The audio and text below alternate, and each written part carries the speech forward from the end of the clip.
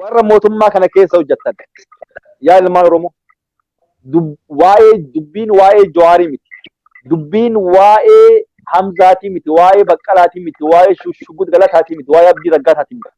Dubbiin amma gadi taa'aati of ilaala. Yeroon amma isin itti gatetanii of ilaaltan kun amma sirna akkamtu ijaaramaa jira. Sirna akkamtu ijaaramaa jira. Yeroo ammaa sirni leellifamaa jiru eenyu kamataa ol qabatee matarra nu deemaa jiru. Qabsoon Oromoon waggaa 150 olitti qabsaa'ee sirna nafxanyaa Oromoon ofirraa buufte akkami jira.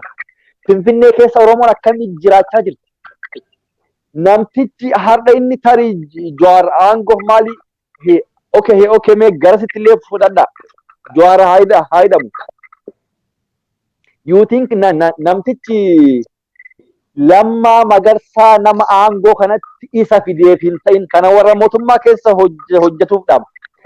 Namtichi Lammaa Magarsaa qushaashaa keessaa Abiyyiin fuudhee Abiyyi darbame kanami tokko hin beekne namticha dannatti wayyaanee kan insadha. Namticha OMN ugguraa ture.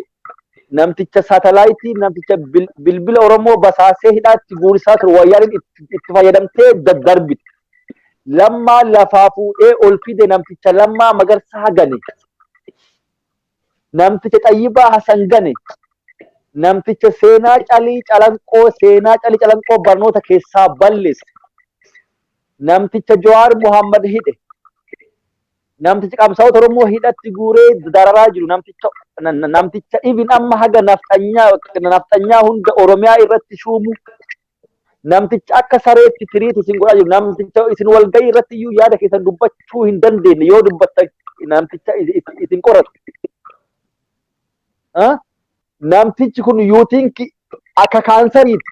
Kaansariin jalqaba quba kana si qaba.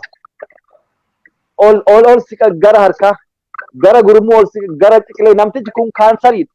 You think Lammaa Magarsaa Xayyibaa Jawaar Faahid bor isin dhiisa jettanii yaaddanii nama Oromummaa iyyuu qabu. Nu dhiisa jettanii akkamiin yaaddan?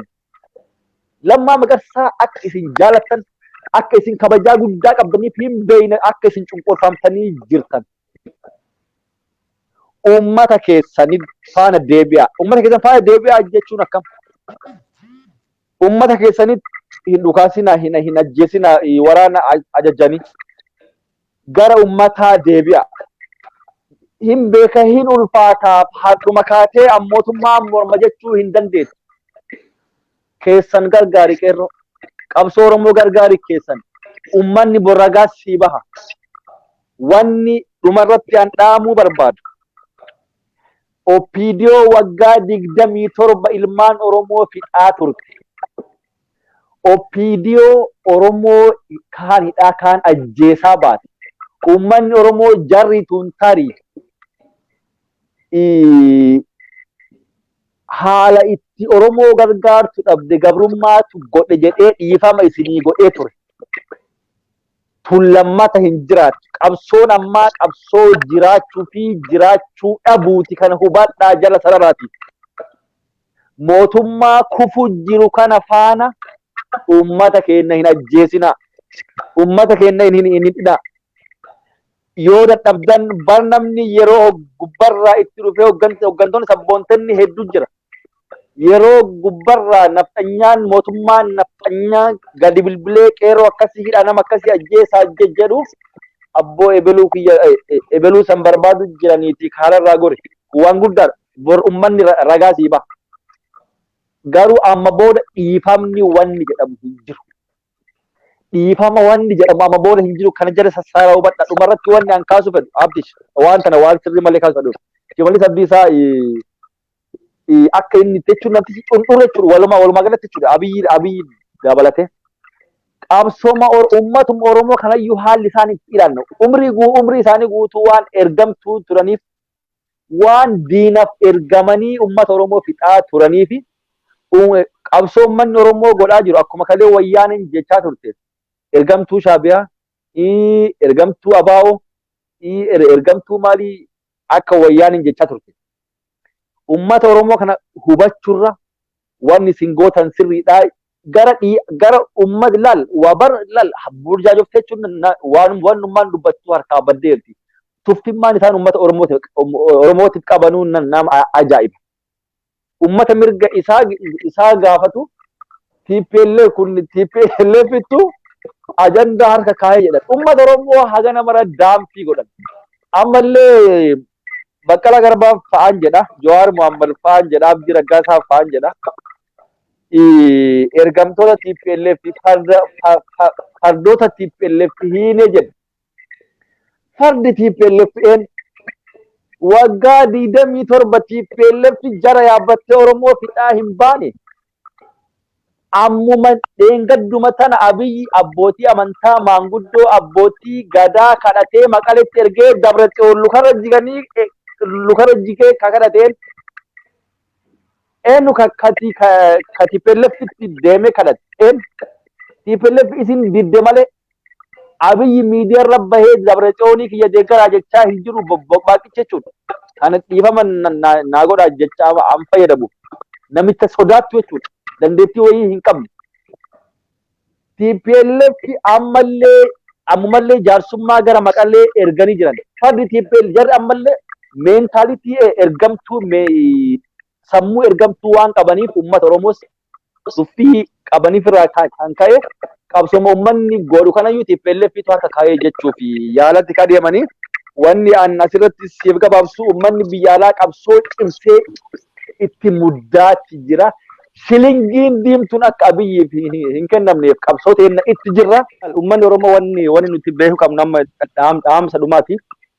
Abbaan fedhe amma mootummaan nafxanyaa kun ajandaa guyyarraa nu harka kaa'uu barbaada. Ajandaa waa'ee amma Oromoo cabsuuf akka waan Oromoon amantii wallolee waan hedduu qabeenya ummataallee ofii isaatii gube ummata ofii ilaal waan shashamannee keessatti hin beekna. Waan jimma ta'e hin beekna hundi kennayyuu. Kanaaf ajandaa bilxiginnaa nuu kennitu kamiirraayyuu haa fagaannu. Fookasiin kenna qabsoo kanarratti haa ta'u akka nuti qabsoo kanarraa fuula fudhannu. Mootummaan kun ajandaa hedduu nu harka kaa'uuf yaalii godhee harkatti fayyadamaa jirra. Yaa uummata Oromoo nu hacaaluu eenyu akka ajjeese hin beekne. Sina nafxanyaatu ajjeesa. Kun gaafin hin barbaachisu namticha Abiyyi reeffa isaatiif jedhee Oromoo wal dhabe.